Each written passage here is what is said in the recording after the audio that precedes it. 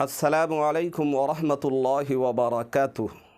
امید ہے کہ آپ سارے احباب بخیر و عافیت ہوں گے۔ اللہ تعالیٰ آپ کو خوش رکھے۔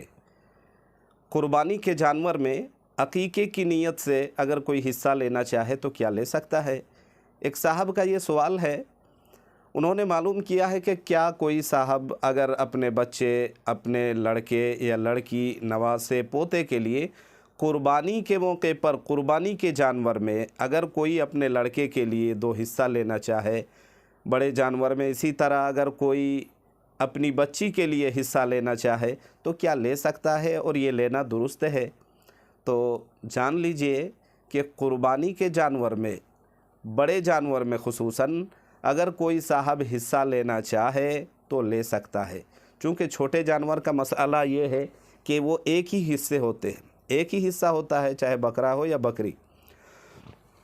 لیکن اگر بڑے جانور ہیں تو پھر اس میں 7 حصے ہوتے ہیں، آپ اچھی طرح جانتے ہوں گے۔ تو اگر کوئی بڑے جانور میں قربانی کے موقع پر کوئی اپنے بچے کی طرف سے، اپنے نواسے پوتے کی طرف سے کسی کے لیے اگر عقیقہ کا حصہ رکھنا چاہے، لینا چاہے تو لے سکتا ہے، یہ درست ہے۔ اور یہ جان لیں، یہ جاننا اس موقع پر ضروری ہے کہ اگر قربانی کا وہ جانور جو قربانی کی نیت سے بندے نے خریدا تھا اور اس میں سے کوئی صاحب اپنے بچے کے لیے، نواسے کے لیے، پوتے کے لیے، پوتی کے لیے اس میں عقیقے کی نیت سے بھی حصہ لے لیا ہے